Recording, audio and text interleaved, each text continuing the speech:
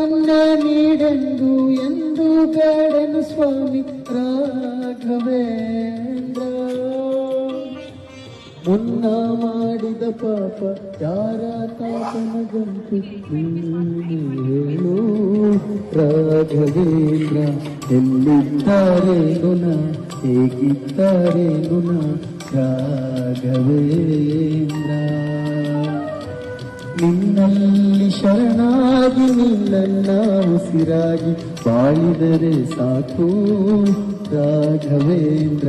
ಹಾಲಲ್ಲಾದರೂ ಹಾಕು ನೀರಲ್ಲಾದರೂ ಹಾಕು ರಾಘವೇಂದ್ರ. ಹಾಲಲ್ಲಿ ಕೆನೆಯಾಗಿ ನೀರಲ್ಲಿ ಮೀನಾಗಿ ಆಯಾಗಿರುವೆ ರಾಘವೇಂದ್ರ. ಹಾಲಲ್ಲಾದರೂ ಹಾಕು ನೀರಲ್ಲಾದರೂ ಹಾಕು ರಾಘವೇಂದ್ರ.